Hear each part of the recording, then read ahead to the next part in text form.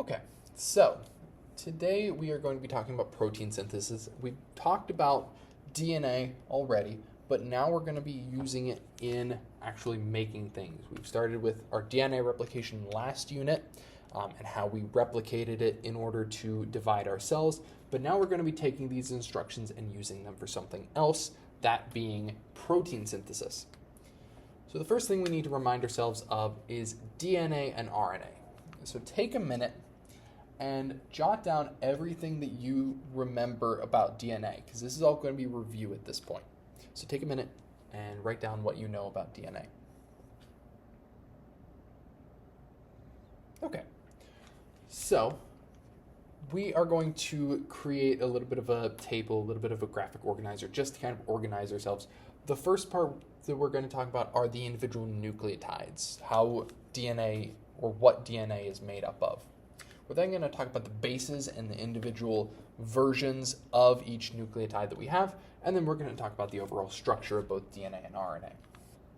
So DNA and RNA are both made of nucleotides. Nucleotides are the monomer of our nucleic acids, the polymers being either DNA or RNA.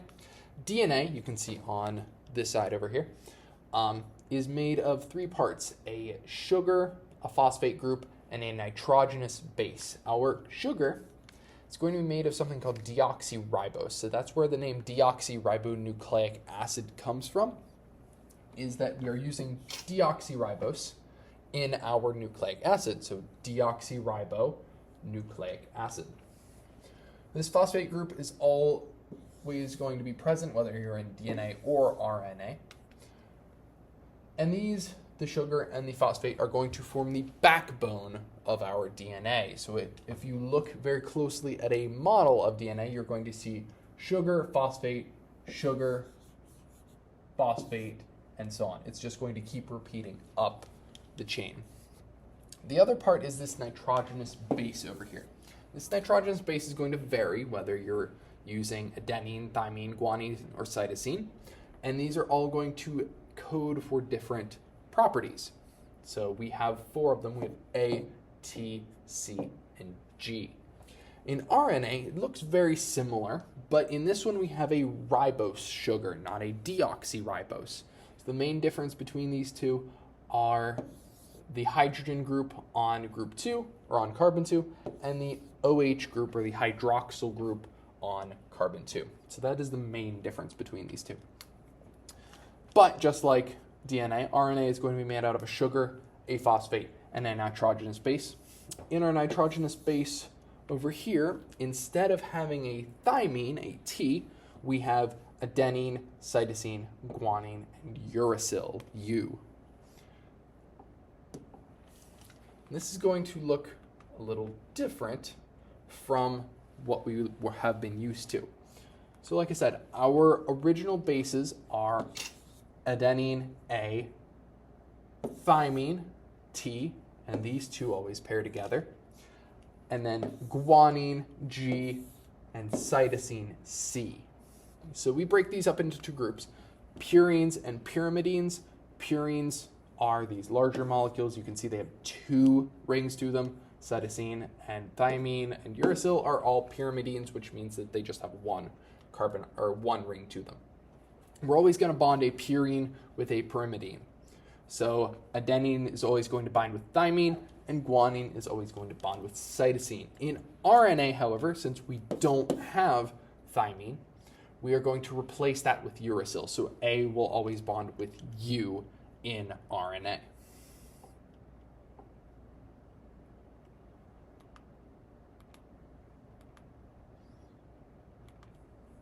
So our overall structure for DNA is a double helix. So you see we have two strands of DNA, one going up and the other along with it.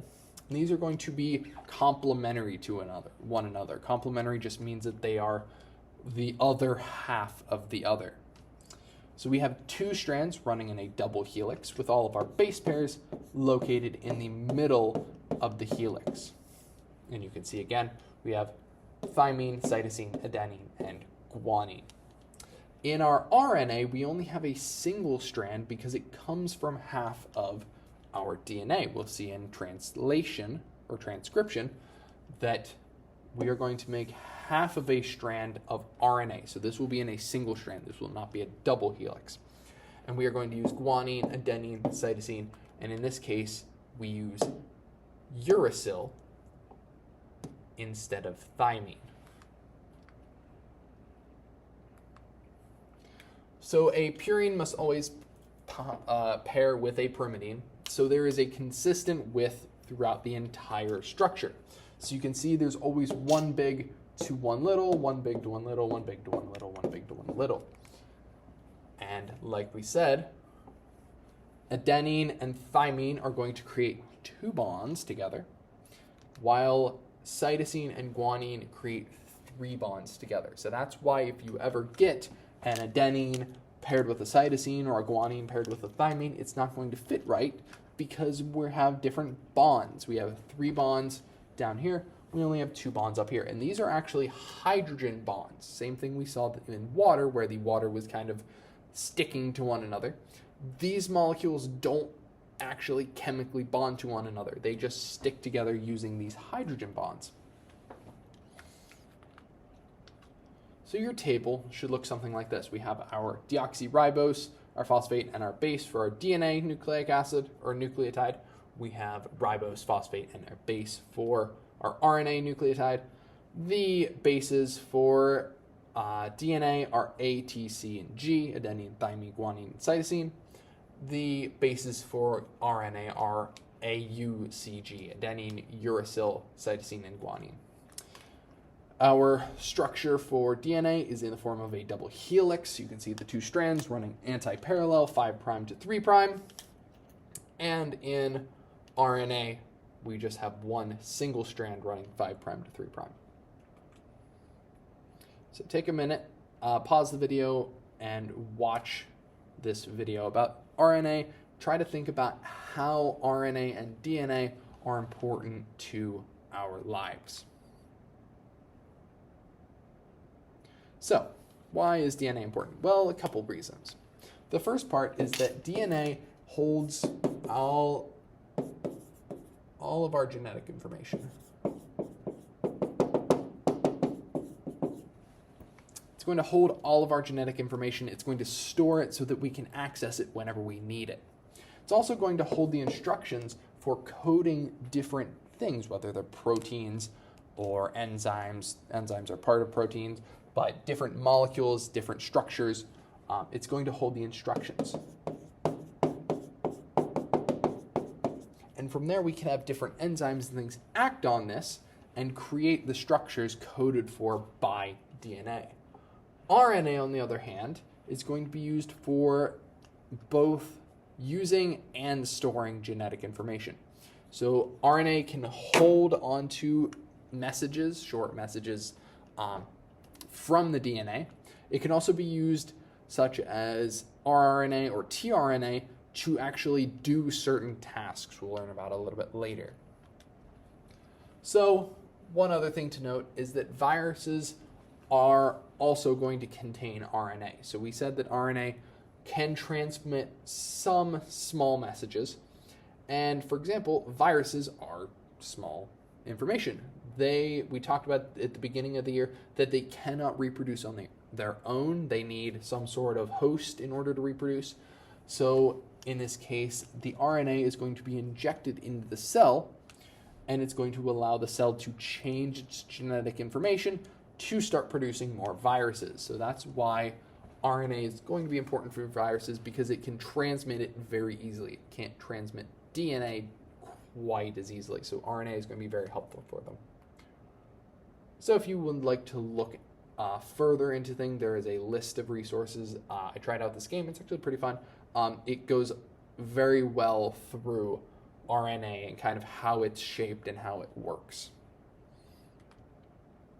So then we're going to move on to protein synthesis. So just like the DNA, take a minute, pause the video, write down everything that you remember about proteins.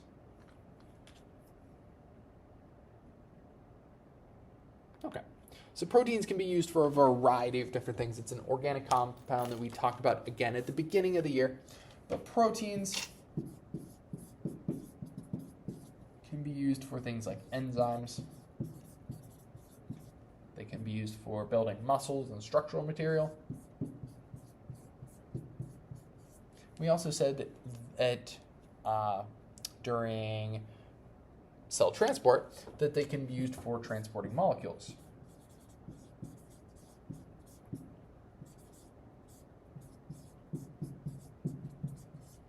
So these are just a couple different examples that we've actually talked about in terms of what enzymes can do. And there's a lot more that they can do that we aren't going to go into. For example, they can be used to provide support to the body. They can be used to help coordinate hormones. They can support and regulate DNA and DNA structures and functions. They can work as antibodies to help our immune system. All of these help to make protein extremely important for our cells. And that's why we need to make them. So the next thing I want you to do, to kind of as a connection between other classes and biology, for those of you who take Spanish, you may recognize these phrases. If not, then cool. So for this, write a list of steps to try and understand the following sentence. So you don't want to actually translate it, but you want to figure out the steps you would take if you were going to translate it. So the sentence is as follows. Mi día favorito para festejar es el Año Nuevo. So take a couple minutes. Think about how you would try to figure this out if you went to Spain or Mexico or Costa Rica. How would you try to solve this problem? Okay. So the first thing that you would probably want to do is actually write it down. A lot of people, especially those who are just learning a language, typically learn it through reading and writing rather than speaking. So the first and probably best idea is just write it down.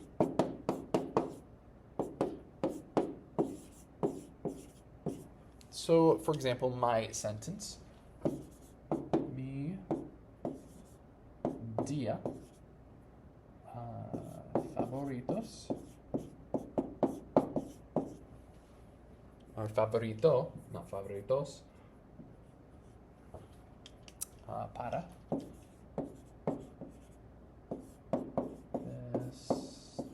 festejar es el Año Nuevo. So, once you have it written down, whether you would write it down on your phone or type it in or something like that, the next thing you could do is get someone to translate it. So you could use something like Google Translate.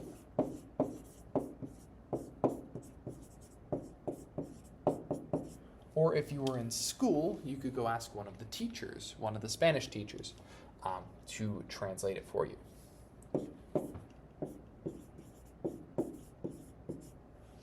And just for reference, this sentence is something along the lines of, my favorite day to celebrate is New Year's.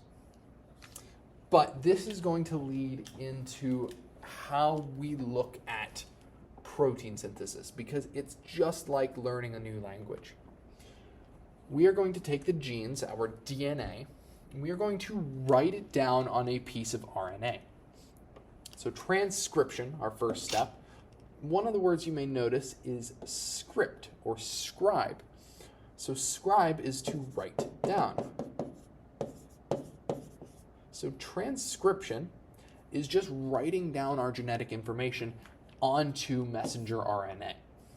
And from there, we can take it to someone who actually knows what they're talking about, in this case, ribosomes, and we can have that message translated from DNA into protein, something that our cells can understand.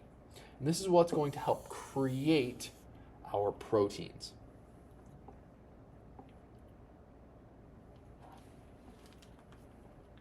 So our central dogma, our central main idea for this unit is that DNA, typically if we want more of it, we can just go through replication, no big deal. But if we want to get something out of it, we need to do transcription. We need to write it down on a piece of RNA that can take it to somewhere where it can be properly translated.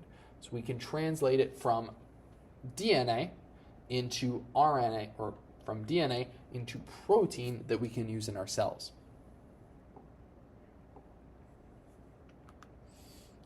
Transcription, the main one we're going to talk about in this video, is going to be the process of coding DNA onto a piece of mRNA. So each base on the mRNA is going to be determined by what order the nucleotides are going to be in. So for example, A is always going to bond with U, since we're moving from DNA to RNA. T is always going to bond with A, and C is always going to bond with G. So these two are interchangeable.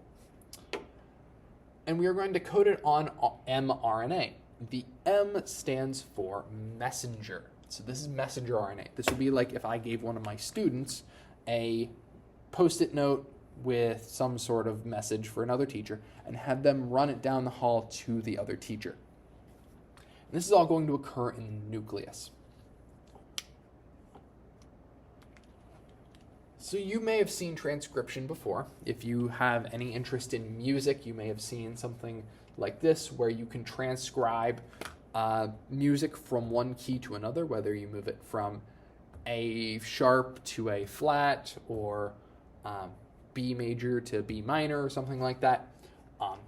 That would also be a form of transcription. Same thing if you've ever used text-to-speech, or speech-to-text rather, or you've spoken into your phone or your smartwatch in order to text someone back. That is another type of transcription. We are writing down our messages to be sent elsewhere. So in transcription, while there are a couple pieces missing, the general idea is that we are going to use an enzyme called RNA polymerase, similarly to the DNA polymerase that we saw back in DNA replication. RNA polymerase is going to move through the DNA, and it's going to code based off of this template strand. It's going to code a complementary piece of RNA. So if our coding strand was ATG, ATC, TCG, TAA, the RNA would then run in complement to that. So more along the lines of TAC, TAG, AGC, ATT, just like the coding strand. It's going to copy, so A to A, G to G, A to A, C to C, T would go to T if we continued this on. But you notice this T is replaced by a U because in RNA, we don't use thymine, we use uracil. So that's where our translation is going to be different than our original coding strand. But otherwise, the new piece of RNA should look just like our original code, or the coding strand from which we're trying to create a protein from.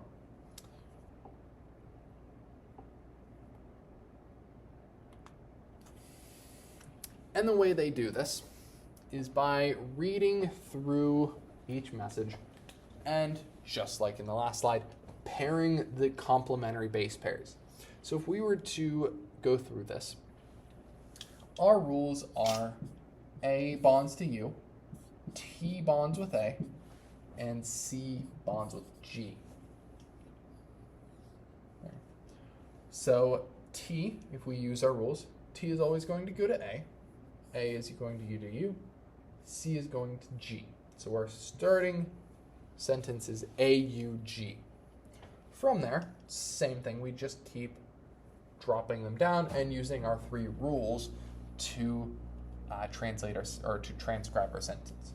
So A to U, T to A, G to C, G to C, C to G, T to A to U, A to U, CG, AU, AU, CG, TA. So this will be our complete mRNA segment. So take a minute, finish this up, and then there are 3 practice problems for you to try. So take your time, go through, come up with the mRNA transcript from our original template.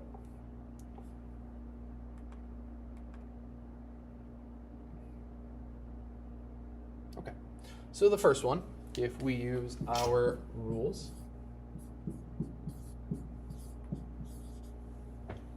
A to U, T to A, U, A, U, A, so UA, UA, UA, G, C, U, A, G, U, C, C, A, G, U. That would be our first one. Our second one, all of these G's would convert to C's. G, U, A, U, G, C, G, A. And our last one, C goes to G, C, U, A, U, C, U, A, U, C, U, A, C. Okay. So this is what it should look like. Like I said, once you get the hang of it, it becomes very easy, very repetitive. Like I've told my students, if you enjoy puzzles, this is kind of the lesson for you because there's a lot of puzzles kind of like this. The last thing we're going to talk about are the different types of RNA. So we'll move on to translation tomorrow, but the different types of RNA are going to be very important. So we've already introduced mRNA, our messenger RNA. It is going to be the genetic carrier that sends messages from the DNA out to the cytoplasm for protein synthesis. So it can also send them out to the ER. The ER, we've said in the past, is covered in ribosomes, at least the rough portion. So it is the site of protein synthesis as well. And this RNA is going to look like this single strand down here on the bottom. The other ones we have are rRNA and tRNA. rRNA is ribosomal RNA. It's going to be the main portions that help to create our pieces of RNA or ribosome when we go to translation. So each piece is its own piece of RNA, and they come together to form a ribosome. These ribosomes are initially made in the nucleolus, found way within the cell, and it is going to be used for protein synthesis. And the last one is tRNA. tRNA is the one that's going to appear a lot tomorrow. tRNA is going to be a transport RNA, and it's going to move amino acids into the ribosome to be used to synthesize into proteins. So amino acids, we've said in the past, are the monomers of proteins. So these tRNAs are going to help bind with their anticodons to a spot on the RNA, and they are going to help create a chain of proteins.